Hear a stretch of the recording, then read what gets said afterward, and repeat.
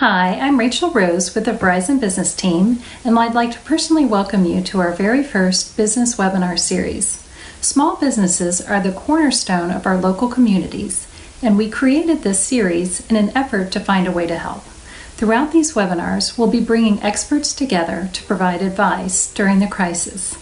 I'd like to start by introducing our very special and accomplished host for today. Our host Ramon Ray is the founder of Smart Hustle Media and smallbiztechnology.com. Throughout his career, he's interviewed notable people like President Obama and has even testified to Congress. For today's guest, I'd like to welcome Mike Michalowicz. He has been the recipient of New Jersey's SBA Young Entrepreneur of the Year. He's launched 3 multi-million-dollar companies, and he's a former small business columnist for the Wall Street Journal. Today, he's an active partner in multiple companies within the tech and business world. Without further ado, I'd like to hand it over to Ramon Ray and today's guest, Mike Michalowicz. Rachel, thank you so much. Listen, these are challenging times. We're all adjusting. We're nervous. We're afraid. And we're going through a lot of changes. I know my own business, I'm an entrepreneur, small business owner, has suffered, has been hurt. And I know Mike, the people he works with, I'm sure he'll share that same sentiment. And I think we're all adjusting. We're nervous. Some people are afraid, and we're going through these challenges. And so for me, it's really great to be here and talk to Mike, someone who I've looked up to, a friend, an author, and we'll dive into that briefly in a minute just to go over the discussion. And as you know, my name is Ramon Ray, founder of smarthustle.com. And listen, being here today presenting, I'm hearing a lot of the stories of small business owners that are going through very, very, very challenging times. What we want to do in this Verizon Small Business Forum, this discussion today, is give you tips, practical insights, advice, and I know Mike's going to share that, not just to help us survive, and I think that's part of it to some degree, but I think more so is to thrive. So with that, join me today, Mike Michalowicz, who's a best-selling author, entrepreneur, global speaker, author of multiple books. And Mike, I hope you never tire hearing of it, but one of the most favorite books I like is Profit First. And Mike's latest book is Fix This Next. So Mike, feel free to take 10 seconds and say hello or share anything I left out to the Verizon business community. Yeah, so Ramon, thanks for doing this and coordinating this, and just a big hello to all the business owners out there. It's kind of funny that the world, it's funny in a draconian way, the world has punched us in the face. We got a bloody nose, a black eye, and in the same move, the world's like, oh, and please save me. Because the backbone of our economy is small business. So not only do we want to survive, we have a responsibility now. We are the backbone, and if small business fails, so goes the economy. So we do have to step up, and I hope some of these tools that we talk about today will be a part of that toolkit in thriving in this economy. Absolutely, no, for sure. And ladies and gentlemen, also just to stress that Mike and I are going to take your questions. We'll spend about 5 to 10 minutes, give or take. Don't hold us to that, to questions after this. Please do put them in the chat, and I'm sure the team will tell you where to put that, but we do want to take your questions, so feel free. The toughest questions go to Mike. Me, the easiest ones. All right. So Mike, 3 broad things I want to talk about today in the time we have, and I'll break these down, but I'll leave this to you, is I think really one, what do we think about today? We're going through a deep crisis right now. There's people's business at risk. 2, what do we look forward to in the future? And I think 3, if you do some of that already, but are some of the principles in Fix This Next? You know, I've read it. I know it's inside it. So question 1 for you, Mike, let's spend a few minutes on that. Right now, there's business owners that have closed, that are suffering, hiring employees, et cetera. What are some things that you would advise today that we think about right now? Yeah, so let me give you just a quick action tool. So I want to give you a bite that you can move on, and then I want to show you kind of the crisis trend and what we can do a little more. One thing to do right now is not to cancel credit cards and debit cards, but to reissue. It's a real simple but powerful hack. You know what happens is we're in this shock stage or desperation stage, right, and there's so many moves. We don't know what to control, what not, and you may likely need to cut some expenses. And the one simple way to do this is if you reissue your credit cards and debit cards, and you call your debit card or credit card company, say, I'd like to reissue it, they'll give you a new credit card number. Tell them not to transfer over the subscriptions. What happens, all the vendors you're paying on automatic now start queuing up and saying, hey, what happened to the payment? It's a way to bring to light what you're issuing. I did this for my own company right away. I had a subscription membership on there for a year. I didn't even know it, Ramon. And so it brought to my attention, And I simply said, I called the gym and said, I'd like to cancel that. They're like, oh, okay, you could have canceled a year ago when you stopped coming. So we may have these subscriptions and costs we're incurring. Yes. So that's the quick action plan. I do have a little, not slide, but a little piece of paper here, and I'll explain it through it, but I wanted to show you, this is crisis trend trajectory I've seen businesses go through, and this is from research, but also practical experience. I'm a small business owner. I've gone through 2 recessions, 2001, 2008, and now. There's always a trigger event that destabilizes an already unstable economy. 2001, terrorist attack. 2008, with the housing decline. 2020, we have the COVID virus. But there was already an unstable economy. So what happens then is we get this sudden drop, and that trigger and drop causes a shock effect. Shock is just like any kind of shock, personal or in this case, societal shock. Right. People freeze up. They're like, what do I do? Well, that freeze causes inaction, and businesses that take inaction slip down into business collapse. We have to respond to the environment, and sadly, a lot of businesses haven't done it. The next step is desperation. Desperation is an overreaction to the situation. You see in the market right now with toilet paper. People are like, there's one guy, thinking about, he has a year supply of toilet paper in his garage, pallets. Yes. And when a year of toilet paper, he must go through a lot if pallets cover him for a year. But a year of toilet paper, it's an overreaction. I see businesses doing the same thing, saying, we need to take all the loans, max out the credit cards, do everything, which gives maybe temporary relief and confidence, but long-term agony and consequence. And that's what we're seeing happen. But let's be fair, Mike. If I see Mike Michalowicz run down the block, I'm going to start running down the block too. Continue on. But I mean, there's a little bit of that. Seeing what you're doing, seeing what somebody else is doing, Yes, that's where response becomes then herd affecting and subsequent. When the first 10 people ran for toilet paper, it was funny. When the first 10,000 ran for it, became serious. And now when the first 100,000 ran for it, it's out. And it causes further collapse. So we'll see that in all aspects of business. I see with loans and stuff, this maximization of loans is playing through the system right now. That's going to have a long-term consequence. There's no question about it for short-term relief. The next stage, and this is where we want to get to on this call to Verizon, is really about the evaluation stage. Our goal for this call is, as this swift shift goes around, between every action, we have a reaction, but we need to have consideration between that. Pause to evaluate what is in the best interest of my business to move it forward. Not what's the only action I can take, but what's the right action to take. What will happen now that is when you start taking deliberate action forward, your business will sustain, and some businesses will grow during this economy. But a lot of businesses will go by the wayside, bringing more clients to the business economy. Now, those clients may not take action now because they're suffering too, but as the economy recovers, and historically every single time it recovers, so I suspect it will again, now we have excess demand, more clients with removed or reduced supply because businesses went by the wayside. If you're in the market, now you're in the sweet spot. It's called the burst period, where all these customers are waiting for you and you can gobble them up. And many businesses come out of the recession stronger than ever before. In fact, historically, the strongest businesses that live the longest time start or survive recessions. No, you're right. I mean, that's powerful. And I think, but doesn't it take, Mike, some mental discipline, some fortitude? I guess like they tell you in a fire, or I guess that's why they train policemen and policewomen and firefighters when there's an emergency happening. I know for myself, Mike, as we've talked, and I panicked for the first few days. I was just like sitting in my chair, like everything is canceled. My world is over. I had to like slap myself and maybe watch some of your videos. Yeah. But that's hard. No, the mental. It's very hard. My brother-in-law is a professional firefighter, and he goes, I can tell a rookie firefighter when there's a fire, they're the ones running to the fire. He goes, by the time they get there, they're exhausted and they can't be of service to putting out that fire. Wow. The professional firefighters do a light job carrying their gear, and when they're there, they're ready to rock and roll. That's what we need to do, is actually slow down the pace here. And we slow down the very deliberate on what will serve the business as opposed to what's just a desperate or response or following the herd. So that's what we need to do. Yeah, for sure. And I know that, Mike, we're going to get into this in a third stage of our talk, as it were, but I know at Fix This Next, you have .com, you have quite a bit of tools and things that people can go through. I do. We'll get into in a second. So let's turn the page a bit. If you're ready, again, I know we have a few minutes here. We're trying to help people, but can you give us some tips? And that was ninja. By the way, while you're listening, ladies and gentlemen, I hope you guys are tweeting. I hope you're hitting up the Verizon Business Twitter handle saying thanks. Feel free to take a screenshot if you want to delete my habit. And the strategies too, right? Exactly. Exactly.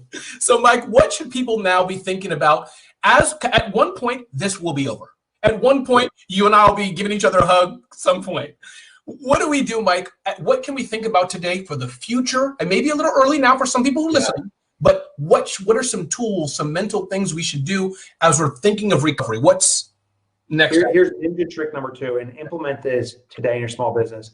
Set up a GL, it stands for General Ledger account, in your accounting system. And if you're a very small business and you don't have a sophisticated accounting system, actually, it's a GL. You can even do this in a journal. Set up a GL account that says COVID. And the idea is track any expenses you incur related to the COVID response in your business to this account. Cleaning supplies, specialized meetings, the purchase of equipment for your employees to work remotely. The thing is, when we start the recovery, a couple of elements are going to happen. One is the government may come in with subsidies or some kind of relief for businesses that struggled. Now you have an accounting for it. So you can say, here's what the expenses that we incurred, and the reimbursement is more likely. Insurance claims may be serviced through this. The second element is, if you ever look to get a loan in the future, you have to show your historical financials, and you're getting hit by the COVID, you can point and say, look, we actually experienced the COVID virus impact our business. Right. Here's the expenses we incurred. Here's what's called a recast, meaning if it didn't happen, you can extract those numbers out. Here's where our business would be. So loan approval in the future will be easier. If you ever want to sell your business, you have to do a recast. And so you have to be able to articulate the expenses you incurred. So track it now in your accounting system.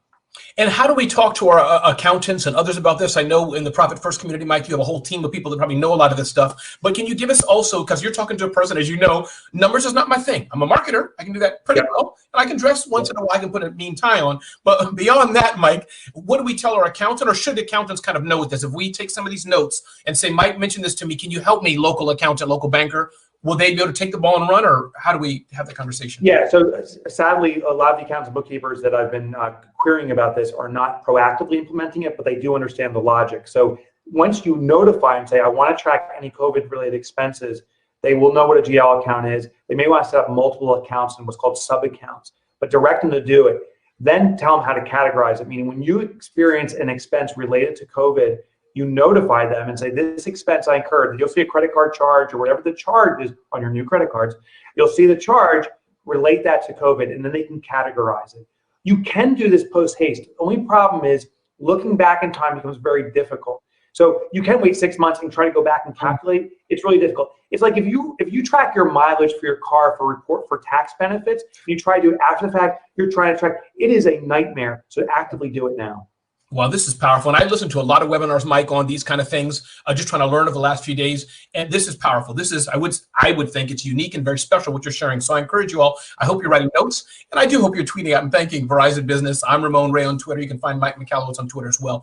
Mike, let's move the conversation to another thing. And again, keep in mind, ladies and gentlemen, ask questions. We want you to ask how we can help. Feel free. Maybe you have something specific about your business. No problem. We'll do our best, if we can at the time to answer it.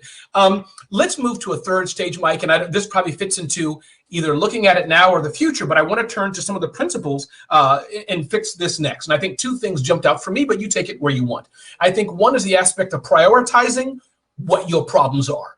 And whether it's for Corona or COVID, as we're talking now, but whether we're talking next year and somebody's watching this video later on, how do we go about, can you share with us, is my question, the overall thing of so much is going on in my business, how do I know where to start? What are some of those principles you've talked about? Yeah, so the core essence of this, I call it the business hierarchy of needs. I do talk about it and Fix This Next. But basically, when you peel back the skin of a business, the DNA of all businesses, and I don't care what industry you're in, is very similar, if not identical. Right. Foundationally, every organization needs sales. I try to translate this to what's called Maslow's hierarchy of needs, but really simply put, sales is oxygen for your business. No sales, no oxygen, your business will suffocate and die. The next level is profit. Profit is the creation of stability. And these two levels are critical right now because people are getting confused. Some people, business owners, are trying to sell their way out of it. This concept of sales cures everything. And that is totally not true. Sales does not cure everything. Sales just brings in oxygen to your business, but you need to be able to get that in your bloodstream. You need the stability of profit. Profit is the retention of cash, so you have some protection. I know a company that does $250 million in revenue. It's run by a dear friend of mine, and it is sad they're out of business.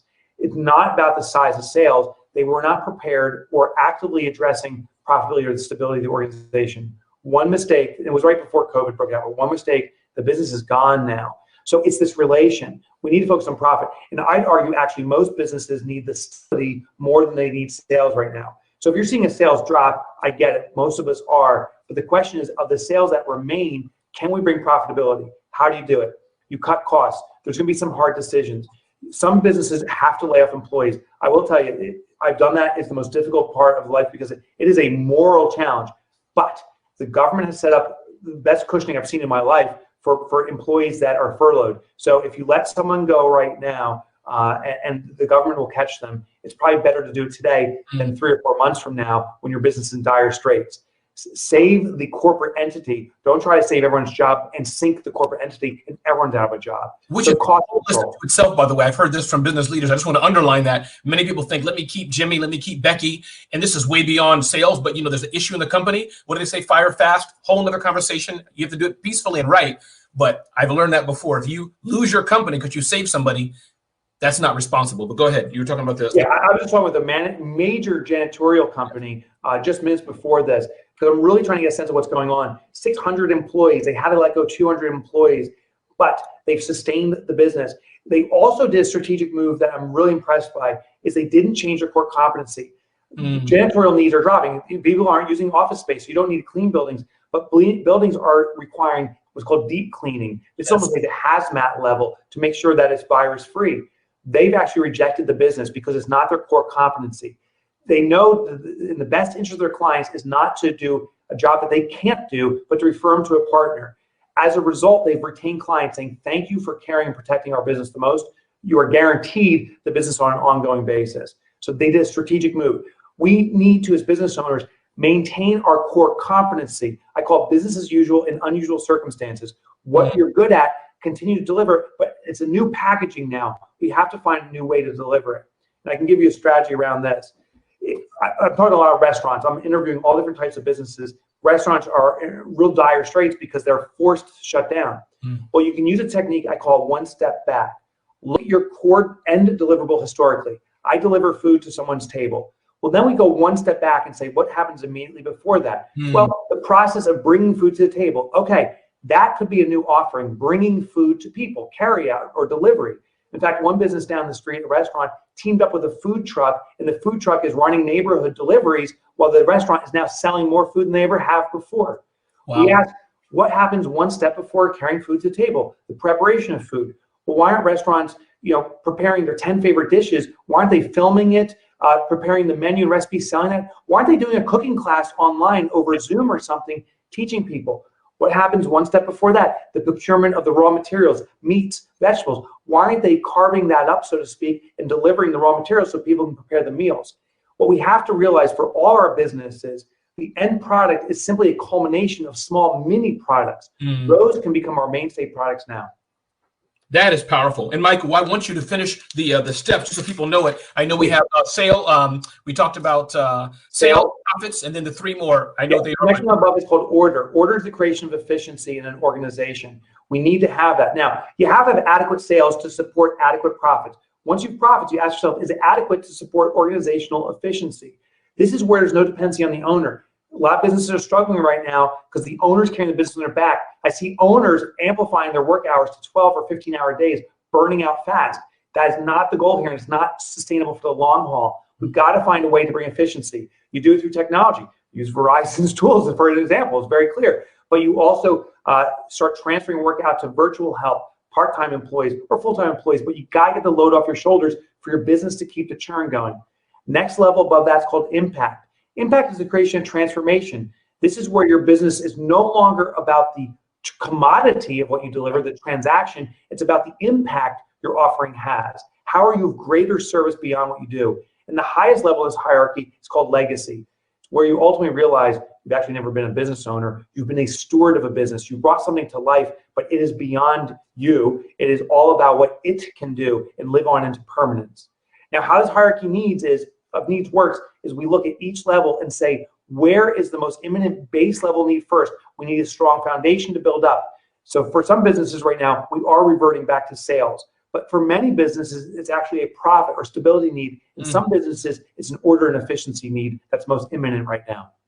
I feel like I should earn a small MBA, Mike. This is powerful. And I would say to people listening, I think some things I'm hearing, Mike, you tell me what you think. I think it's not too late. I know for me, for those businesses that have had to close, that have had tragedy, my heart, and I do mean this, that's sad. And you got to just talk to family and eat and do what you can do. Yeah. For those of us who've been blessed to be able to be in business, even though we are struggling, you, Mike, you can't see, but on the wall here, use this time, write this stuff down, sit on your couch and just think, what should I be thinking? Who can I call when I have my team call? So that's what I'm doing, Mike. I mean, things you're saying, which are things I didn't take the time to do or prioritize, I should say. I've been thinking, how do we have sales, orders? I'm not going to get to legacy yet, but I'm moving towards that. Yeah, one technique I've used too is it's a communication process.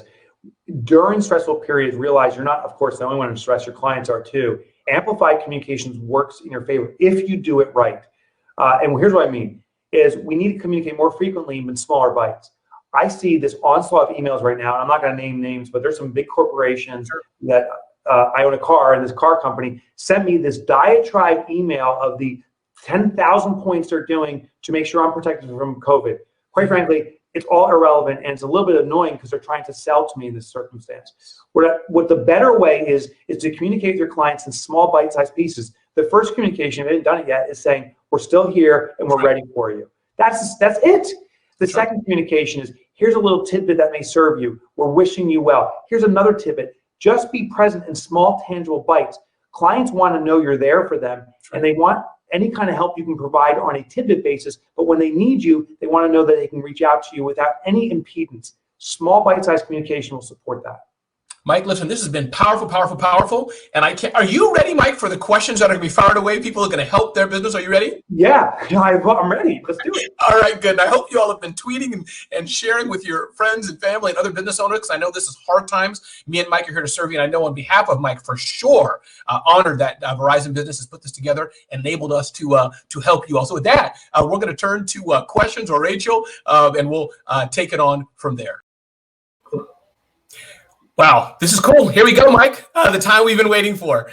There's a number of Verizon-specific questions that people have been asking, and I think to the Verizon-specific questions, I will leave it to the Verizon team in the background, other places to get those. Thank you for asking them. I know it's important. This is a Verizon webinar, but just out of respect for what Verizon solutions are, we'll let the Verizon team answer those offline or other things. People asked about the series, Mike. You've got people fired up, so people have a lot of questions. And the other thing I'm just looking at, bear with me, ladies and gentlemen, I'm going through so many of the good questions that have come here. Somebody asked Mike, this is a few fun questions at the top, and then we're going to get to some really serious stuff, but somebody commented on your bookshelf. So anybody could just email me or Mike, tweet at him, and we can figure out that, but they complimented you on your bookshelf. So thank you. Yeah, it's a tree. Yeah. Indeed. They asked how they can get it, but we'll save that for offline if Mike wishes to reveal it. And there have been a lot of questions, Mike, about SBA funding and PPP loans. If that's okay with you, Mike, I'd like us not to get too much into this because there's a number of other questions of other things, but to give you a chance, Mike, if you want to address that, but the one specific question people have asked, and this is, I'm compiling so many questions, should people take the loan or not? So what are your comments at a high level on this very serious issue? Only take a loan once you evaluate the reason why you're taking a loan. That's my advice. We see people in that, we were talking about the stage earlier on, that shock and desperation stage. I see so many business owners leaping at, I need loans, without understanding what a loan is. So a couple of basics to understand. If you need a loan is a loan is a loan. If you take money, you have to return the money. Now, I realize that the government is suggesting that there will be grants, meaning the loan will turn into totally forgivable. We work with 450 accountants and bookkeepers. The nomenclature isn't in place yet for that to be guaranteed.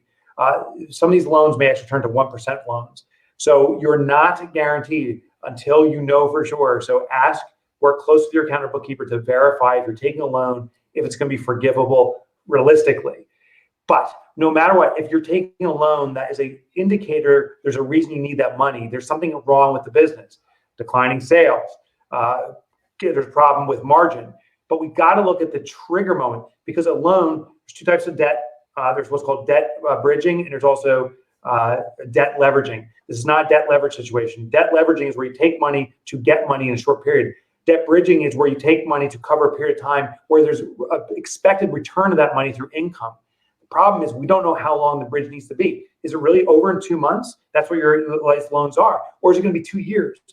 We don't know. So some businesses are going to continue exactly as normal on a loan, and they're going to drop off the cliff in 2 months. So we've got to look at the essence, trigger, cause, why you need this loan, and get immediately to resolving it.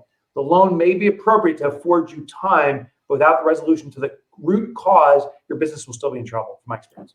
Got it. Love it. Thank you, Mike. And so we're going to dive into some of these questions here. And again, the ones that are specific to the loan, I may come back to them. Keep firing them. Keep asking them. We're seeing these questions, and I'll work with the Verizon team to serve you all as best we can. And I will say, Mike, 'cause I know you have thick skin, you can handle it. Somebody did say, I'll say we, they just said another word, full of it. And this is all woo-hoo stuff. It's not, everybody, just for that one or two person who thinks. It's changed my business, I must say. And Mike doesn't need me to say it, but it's really changed, and this stuff is useful. So, well, here's what I'll tell you. There's always naysayers out there. Here's the thing. When someone says you can't do something or it's wrong, ask them their experience doing the process. yes. And listen, I get naysayers all the time, and I've naysayed. But when you hear that, qualify the context. If this person's gone through this process and they've had problems, listen closely. If they're just saying something's woo-woo or doesn't work, but they don't have practical experience, I question that. So that's the way to gauge that. And I appreciate the critical feedback, but from someone with integral experience. Got it. Love it. So let's dive into it. Got so many questions to keep them coming. I'm just watching this, Mike, like a Twitter feed. So I'm going to summarize this question. And again, thank you for sharing this. This person, Mike, is in New York City. They have a cake business, weddings, and corporate events, and all that kind of stuff. Mike, they're closed. And the question that this person's asking, we're concerned about the whole industry. And the big question is, Mike, how do we look ahead? How do we plan for the future? Yeah, so I get it. First of all, I'm sorry, it's scary because there are certain businesses, restaurants, celebratory, any kind, there's a gathering. There's a baseball team that called me from Georgia. They're in trouble, and we're walking through it. Well, if you're make cakes, the question we always need to ask ourselves, I talk about that one step back, is what's the final deliverable of your offering? What's the experience? So you're delivering joy, celebration, a communal experience. Of course, you can't do it at a gathering anymore. So the question is, how can you still deliver a communal experience? Let's talk about create your recipe. You create recipes to making cakes. There's more people making cakes at home than ever before, I presume, because I know we're making them in our house too. My wife is. Can you sell your recipes or designs? Can you start a cake set? Like, why not have your chef, your baker making cakes, do a Zoom broadcast like we're doing now, some kind of platform, and then sell access to your historical customers and do a session with you over this. And now it becomes a communal event virtually, and you can sell that as a subscription or a one-time service. Look at all the ways to continue to deliver on your core competency, but just in a new flavor. No pun intended. And I think, Mike, it's fair to say that revenue most likely is not going to be the same. It could be more, actually. I have a friend of mine, Mike, her online business, not yet, but it's rocketing. But I think in fairness, it may not be the same. It could be less, but you'll get something, and maybe you have a new revenue stream at some point. Is that fair or no? Yeah. So, revenue is a vanity metric. I mean, it has real value to it, but the real essence, the sanity metric, is profitability. So I'm concerned about revenue. I'm really concerned about profitability. So if I see a drop in revenue, but increased margin, meaning now I don't have to buy any ingredients, just I have to make one cake instead of 50 cakes by 50 other people making cakes, maybe there's actually more margin, so revenue drops, profitability increases. Also, maybe I'm exposing myself to a community outside my local delivery area and now expanding to a global or international user base. So look at those perspectives too. Indeed. Mike, I own 2 stores, but guess what, Mike? They don't pay rent. Meaning, I guess this person is the landlord and they're not paying rent, that he owns them. What should I do? Yeah, so that stinks, and it's sad. I rent space for my office where I am right now, and I think some businesses are saying, well, a landlord, screw them. Well, a landlord is a small business owner too. Their inventory is physical property. So the first thing is to have a candid conversation with your tenants. I actually want to show you a little graphic here. I'm going to hold it up. It's called the lender-borrower matrix. This is how it works. This side is sense of obligation. This side is time. And an interesting behavioral phenomena happens. The lender, says the word lender, the lender's sense of obligation increases over time and the borrower decreases. Here's how this works. Ramon, you give me $100. You are the lender, I'm the borrower. In the immediate moment, I'm like, oh, thank you. You give me $100. I feel a high sense of obligation. You on your hands, like, hey, did you a favor? Don't worry about it. Just pay back when you can. Over time, it actually reverts. I'm like, it's been a couple of months. He doesn't need $100. And you're like, what takes him so long? So you've high obligation, I have low obligation. The key for this landlord or anyone that has this relationship where you have someone receiving a benefit and then they're paying you after the fact is when this line crosses over, when the lender's obligation, it's a little bit blurry, but when the lender's obligation is higher than the borrower's, you're in trouble. So here's the technique. We need to keep them in heightened obligation. The traditional method is to keep on saying, you owe me money, you owe me money. That's not as effective as simply asking for how much can you afford. If they're not going to pay you anything, you call them and say, listen, I know you can't afford the current rent, but what can you reasonably afford? Let's have a conversation about it because it's hurting my business. Yes. And instead of doing monthly, let's break down to weekly segments. And then they may say, I don't know what I can afford. And you simply say, well, can you afford $1? And they say yes. And say, well, can it be $10? Yes. Maybe get up to $1,000 or $300. You get to a reasonable number. But now they're issuing you payments on a weekly basis. You keep the sense of obligation heightened. Even though you're receiving less money, you're keeping in the forefront of their mind. The challenge is if you say, don't worry about it, or pay me next month, the sense of obligation decreases. They'll pay other people before they pay you. Mike, you're a smart guy. I like that, man. I like that. I'm going to try that with my kids maybe too. Mike, since my business is closed, I am not currently using the internet, phone lines, and for everybody else listening, could be other services you're not using at this time. So the question is, should I just cancel all that, Mike, and just, for the next 3 months, just cancel all the services, wrap it up, and then come back? Or should I keep those for whatever reason? Yeah, well, the only reason I would notify each one and each vendor and say, here's my situation. My business is shut down, and I don't know when I'll come back online. If you're the type of business that when you come back online, it's going to be within a day, you probably need some degree of to turn all that knob back on. So call them. And in many cases, businesses are accommodating delays, meaning we're going to turn it off, or they're even going to forgive a month to keep the service going. I saw someone comment, I said, with your credit cards, get credit cards reissued. And they said, but your subscriptions transfer over. No, they don't. Notify your credit card company that this is a new issuance of a new card, so you get a new credit card number and not to transfer the subscriptions. That's one method too for at least getting the dialogue going, because there's a lot of subscriptions we have that we're not aware of.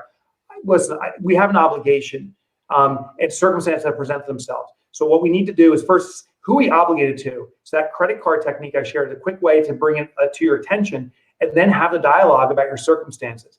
It's very risky to shut things off, because at turning them back on, you may not be able to up speed fast enough. And there will be a point when we have to turn back things on. We just don't know when.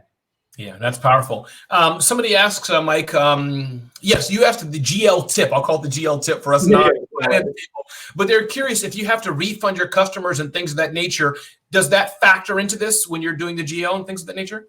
Yeah, so if you have to track your GL, it's for expenses you incur, not lost revenue, expenses you incur specific to the COVID response. So cleaning materials, special setup for remote employees. But you're going to have recurring expenses that you're not benefiting from, the use of your rent and other expenses like you're explaining, lost revenue. Those refunds, just to be clear. So Mike paid me $10,000. I refunded him $10,000. That's what they're asking. No, a refund's a refund, and you wouldn't track it as a COVID direct expense, but it is a consequence. So you wouldn't categorize that separately. You can, in your accounting system, make notes. So if I did refund money, it stays in this general ledger because you have to issue as a refund for proper accounting. But then you can put and do a note insert saying, because of COVID, the customer backed out. So that's the way you track it, but maintain integral accounting. Right, got it. And the people are asking, how do we get in contact with everybody? Listen, Verizon's going to hit up everybody and contact you all. But please, you can Verizon Business, definitely, obviously, you know that. Mike Michalowicz, you can just put it in the search engine. Mike Michalowicz. Yeah, give your best. I actually, if it's okay, I set up a page called Recession Response. That's the page. It's on my site, but it's all the stuff I wrote for this. So if you just Google Recession Response, the first thing you find there, you can go to recessionresponse.com, and all the resources are just downloadable. No subscription or anything. Recession Response. Great. Thank you, Mike. Check that out. And I'm at Ramon Ray. You can just check out Ramon Ray or Smart Hustle. So moving on, but I see a lot of people. How do we contact? Where was I here? Yes. Somebody asked Mike, and I have my opinion on this. I like your opinion. Basically, they're saying, I'm good.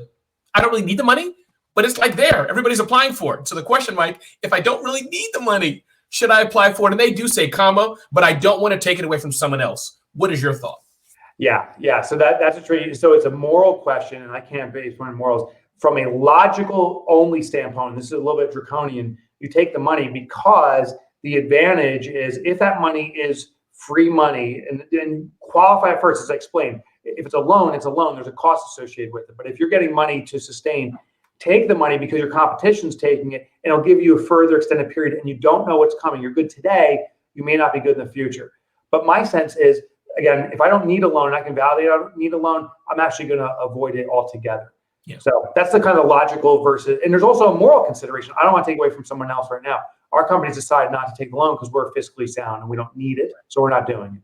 Right. That's how I felt, but I feel like a moron, Mike. I feel like, no, I should be applying, getting this money, but I just don't need it right now. So I don't know. Anyways. Well, yeah, and that's the question. If it's truly free money, that's the question that's not defined yet. But if someone just gives you $1,000 or $10,000, it's foolish not to accept that when everyone else is getting, because everyone else is going up one step and you're choosing to stay here. So, yeah, I wish I had a definitive answer, but that's how I think it. This question, I don't fully understand it, but I want to give you a chance to answer it if you choose, because it talks about the superhero effect. You're very familiar with that. Yeah, I write about that in my book. So the guy asked about it and said, how do you do that in the work from home age? So just spend 30 seconds defining it and then helping us understand it. I think it was a good question. Yeah, so the superhero effect is a phenomenon that happens in small businesses where the business owner acts like a superhero. You swoop in, you fix problems, you swoop out.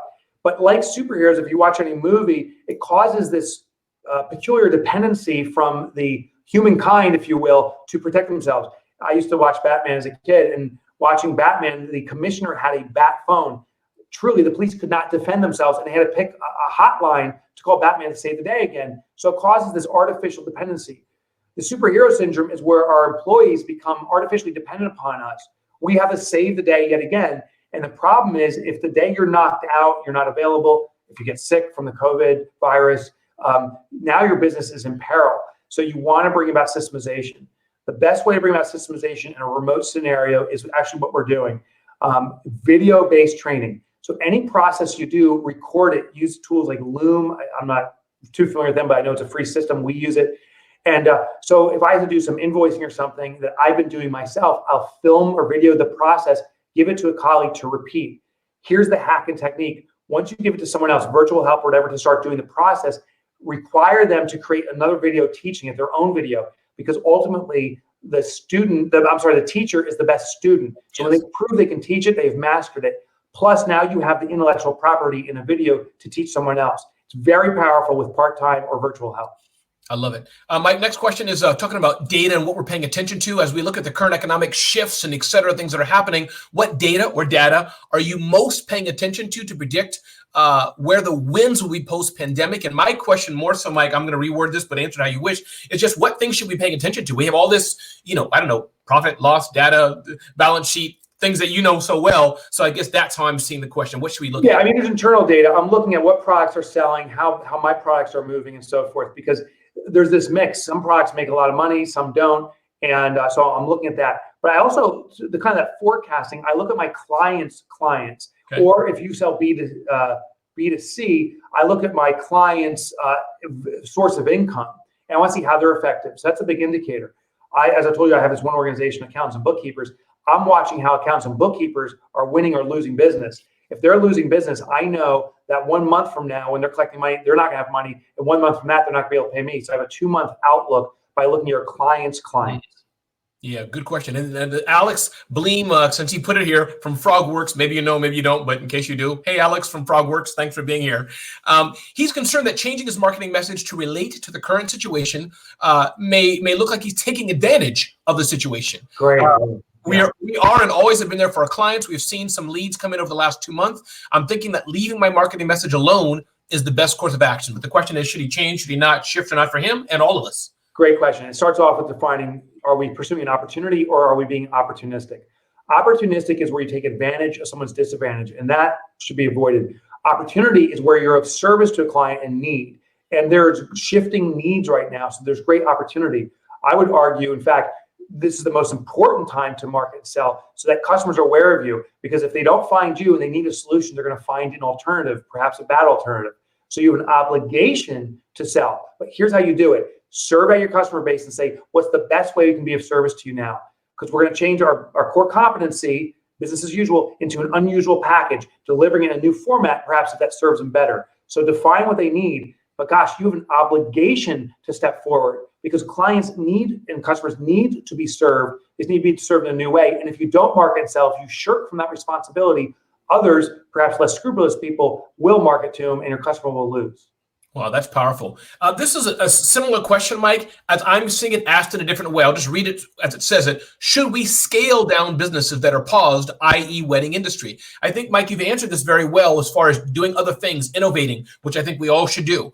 But I guess I want to push a bit harder, Mike, and answer how you wish. Is there a business that you'd say, yeah, you guys should close, you're done, do something else, of course, and we wish you the best. I would definitely scale down. I mean, we have to respond to inflow. So the business hierarchy we talked about earlier, there's sales, that's the creation of cash. Above that is profitability, which brings about stability. And they work in direct relationship. If your sales have dropped, we first ask, how do I sustain profitability? I can cut costs, increase margin, increase volume of high margin items. That's basically the three ways. Right. If that doesn't address it, then we got to look at sales again. Say, can we boost our sales? If I can't boost our sales and I can't do anything with profitability, then you got to scale down as fast as you can to control costs. Mm-hmm. I'll tell you another tip. As business owners, your personal finances preempt business finances in most cases. When in the future, if you seek a loan or you're looking to do something, you're going to be asked to write a personal guarantee. Creditors historically put more value in your personal payment and credit history than they do your business history. So if I have to pick between the two, you, the business owner, we need to ensure your credit over the businesses. I don't want to pick between the two. If I have to, that's the way I go. Awesome. Ladies and gentlemen, we're going to talk. We got about 10 more minutes, give or take, me and Mike, and we were going to end this a bit earlier, but I'm teasing when I say I had to pull Mike's arm. I didn't. He gladly did it. And again, we're doing this for you. We're serving you on behalf of Verizon Business. So this is why we're doing this. About 9 minutes, 10 more minutes to go, give or take. And I think somebody asked about some of the material. All the material Mike's showing, we're going to get it from him. We're putting that in the, there's an attachments tab, I think, if anybody want to look at it. Some of the borrowers may not be in there right now, but we'll get all this to you as best we can. And thank you for firing the question. So those things, the Verizon team, they will take care of you. Trust me, we'll get all this to you. So, yes, furloughed employees, Mike, curious, how do we communicate them? How often should we? How should we reassure them? But maybe we can't hire them. Who knows? So I think you understand what I'm asking. How do we communicate to furloughed employees? Yeah. So it's first of all, candor is the starting point, and candor means truth as you see it, but with empathetic delivery. Realize that I heard this once is that you cannot sense what someone else feels until you walk every step in their own life. Mm-hmm. And if I had every single experience, Ramon, that you did, I could understand exactly how you feel, or vice versa. But that doesn't exist. And the only way to do that is through empathy. Empathy is different than sympathy. Empathy is understanding and empowerment. Sympathy is pity. So we want to avoid sympathy. We want to have empathy. Candor is what you're doing in the best interest to sustain the company. So explain why you're making these moves and that you're furloughing an employee, and that's not your choice, but it is the best choice for the health of the company. Because what you could do is keep all employees on for another month or two and the entire business is out, or you can make the hard decision today to furlough an employee and then sustain the business. So 2 months from now, or whenever it happens, the business turns around again, you can employ people again and perhaps that employee again. So you're making a strategic move for the long-term health of everyone. Yeah. Also realized earlier, right now, the government has set up a landing pad, if you will, for furloughed employees that's never existed before. It's probably the best environment in a difficult situation they can experience. The last thing is stay in regular contact.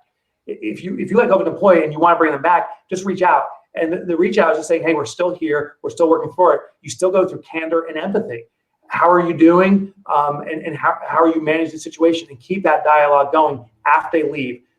What you don't want to do is ghost them, where you say, here's why, and you're out of here. And then they don't hear from you again. And 6 months later or a year later, like, oh, we're back. Any interest?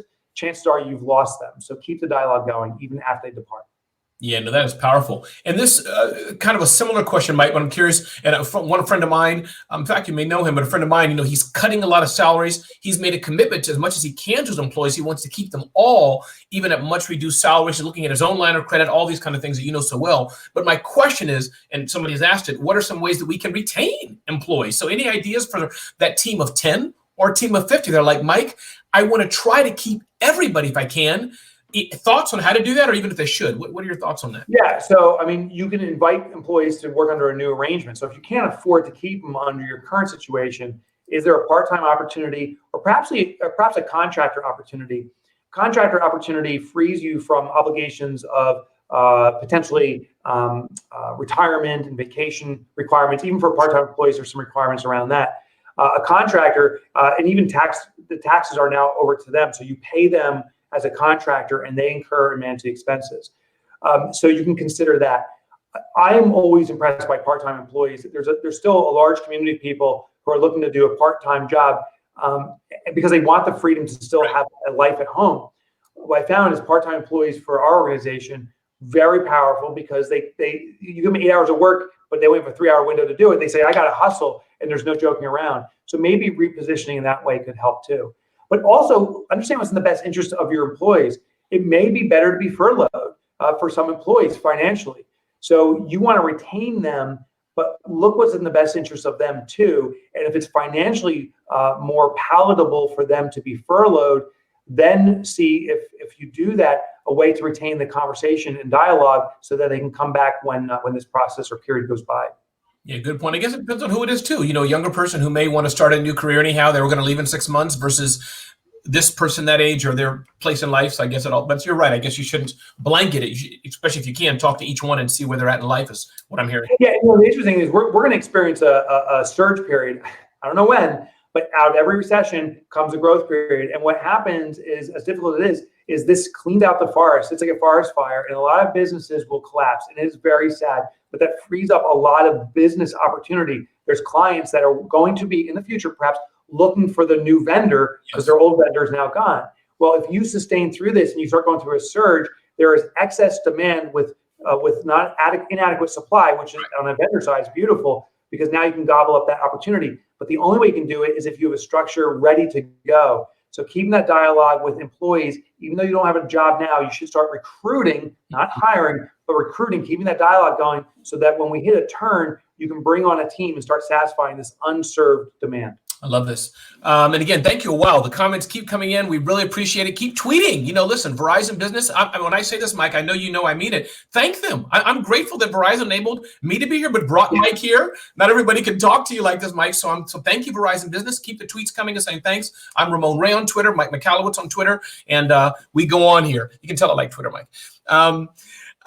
Question here. Another question about discounting, Mike. Do you recommend small businesses adopt models that allow for discounts? And the person goes on with some options they heard. Don't offer discounts because of this or that reason. Offer discounts temporarily because of this or that reason. So the question, Mike, is just should during this time, is it okay to discount? Should we not? What do you say? The answer, of course, is maybe, because it depends on your strategy. If you're looking for customer retention and you can afford offering the exact same thing at a lower price point and it affords you retention of customers and it doesn't put you in a negative situation, profitably wise, then yeah, that's a good strategy for discount. If you can repackage your offering, we talked about the cake offering. Instead of making cakes, you now offer a training on cakes, but cakes you'd sell for $200 for this cake. Now you can sell the opportunity to make a cake at a lower price point. That's an opportunity. And that's not a traditional discount. We're taking the same item, but can you extract out some of the costs you would incur in a discount now to your clients? The mistake I do see people making, saying, I need more sales, I'm going to cut prices in half to amplify sales, but they didn't consider the cost side. It actually exacerbates and causes a faster collapse. Sales is an obligation. Every sale you have a responsibility. So the more sales, the more obligation on your organization, the more stress on the organization. The balance to it, the sustainability, is profit. So be very calculated in discounts. They are a good strategy as long as it's a win-win, win for your customer and win for your objectives and sustaining your business. Yeah, we got we'll take about 3 more minutes or so, but I just want to underline it just because, Mike, I've learned so much from you. I'm one of those people, $1 million company, $10 million company, $1 billion company. I know this is within your blood, Mike. I think if I cut you, you would bleed this word out. You've taught me and millions of us, Mike, it's about the profit, profit, profit. So I don't want to spend time on that so much now, but I want to highlight that. Mike said it. Many of us, we have to retrain our brain. It's profit. It's not about size, it's about health. And listen, I was that guy. I was that guy for a long time, and I'm embarrassed about it. But I was like, I had a $7 million company. Look how great I am. And I didn't understand the fundamentals. Now I'm all about achieving profitability because it's sustainability. And if we want to be of service, and the world, here's the irony, Ramon, the world needs small business in the worst way now. The only way to sustain is by being fiscally responsible for our business, by running a healthy business. That's the oxygen mask we're putting ourselves. So you have to be profitable in order to have impact like we need to have now. Absolutely. And the second point of that is the marketer and me, the personal branding person, keep marketing, keep educating your customers, keep getting out. Don't shrivel that up. I beg you, please keep video, YouTube, Facebook, whatever you're doing. That's another day you can look on the Verizon actually webinars where I've talked on other things. So I just want to highlight that. A few more things, and thank you all for keep going. Mike, here's a small business, appliance business, relying heavily on Google search and other things for their customer base. In this time, any thoughts on, the digital aspect? Should they keep spending? Should they not? Do they have to hold it? I know it's a complex question, but their business is on Google, and I'm sure others may be saying Yelp could be doing YouTube ads to drive that local revenue for his appliance business or her. What are your thoughts on that? My understanding is there's been a significant CPM drop, cost per 1,000 clicks, right? It's dropped exponentially. Now, I've just talked with some Facebook and Google advertisers a week ago. I don't know how it is today, so maybe it's shifting back up. So in the fiscal sense, there's an opportunity to advertise more than ever right now. But I would also speak specific to the concerns of people. So, services like that, where you're entering someone's home, their concern may not be so much the price anymore, it's their safety. So we got to make that preeminent, saying, your safety is our number one concern. And how we do this is, have a protocol where it ensures the safety of your employees and your customers, and market that. Now, the funny thing is that, people Googling in my town, like safe appliance repair center, is probably a massive SEO opportunity. Yes. Because most people are just appliance centers. Yet the interest has shifted. So I'd also look at opportunities, natural search like that. Absolutely. About 3 more questions I think we'll do here. And I'm going to save the best for last. A really good one, Mike. I say that genuinely. Do you recommendations, Mike, for a homeowners association, board members, HOAs, do you have associations where you're in a development in a complex, and what should they do, I think, really to keep their residents safe? And the bigger question, I think what the question actually was, is the residents are out of work. They're not able to pay. And they go here and say, maintenance and landscaping services, should they continue? So what is your thought for those who are in the HOA, the homeowner association space? That's a confluence of problems. Any thoughts on that? You've answered it a little bit already, but any? Yeah, so in situations where it's community, so that's very specific community, but I think churches, organizations, associations, I always look for the internal leaders. I'm not talking about the defined leaders, but the community leaders, and ask how they're responding. There's the thing called the social web. And the social web is there's people inside the community that wield more influence and persuasion than the owners of the organization. You have to identify who they are, assemble them virtually in this case, and ask them, what can we do to be of service to our community and keep our community engaged? Those leaders will be more persuasive and also know what is actually going on. The danger is, because we don't have accurate data necessarily, we think, half the people are out of jobs now and can't afford rent, when the reality we may find out is 20%, or maybe it's 70%. So we want to get the data from those influencers. We want them communicating the message and have them start a movement. You'll often see too, community supports community. Some people may say, listen, we're going into a communal pool here and we're going to help 3 or 4 people with their rent. And the landlords are going to drop everyone's rent by 20%. There's strategies around it in empowering a community. Got it. 2 more things, Mike. And again, thank you all for hanging on. I know this information is good for you all. I'm seeing the comments there. Thank you for asking them. But quick answer or quick thoughts, Mike, for nonprofits, a broad question. Many nonprofits are hurting. Hard for them to launch fundraising campaigns as kind of the angle of this question. Thoughts, comments. I'm a nonprofit. Before we were launching fundraising campaigns about all kind of great things. Oh, sure. Yeah, so there's this, I love to study psychology. I'm not a psychologist. I don't have formal education. I just love reading it. There's a thing called the recency effect. The recency effect is we put a disproportionate amount of significance in the immediate circumstances than the long ones. So sadly, important charitable activities like raising funds to prevent or stop cancer get shelved in situations like this over COVID because it's so much media attention to it. And so many people are sharing stories. So can we repackage what your offering is to also address the recency effect? Can you say, listen, we've cured cancer, but we are reallocating some of our funds to care for the COVID community or cancer patients who have COVID? And the power here is you keep people engaged in your organization and you're redirecting the funds to its immediate recent effect, but you're keeping them engaged. And I refer to the lender-borrow matrix. when people repeatedly participate in activity, they're more likely to stay with it. So we want to bring awareness, but use the recency effect to your favor. You've got to speak to what people are immediately concerned about, and to keep that rapport going. It's just the way humanity works. Awesome. Ladies and gentlemen, Mike Michalowicz, author of Fix This Next, and many of the books that I like and read are on my shelf. I'm Ramon Ray with Smart Hustle Media, and this is Verizon Business. Mike, thanks for joining us today. Oh, it's been a joy. And again, if you want more details, go to recessionresponse.com. Most importantly, I just want you to know the world needs small business more than ever. I thank Verizon so much for assembling this so quickly and putting it together. And I'm wishing every small business owner tremendous success. It's time. And that concludes today's webinar. Thank you so much, Ramon and Mike, for sharing your experiences and advice on how together we can all adapt during these tough times. There are a few attachments that I thought everyone would find useful. One is the chart Mike was holding up, as well as the recession response chart.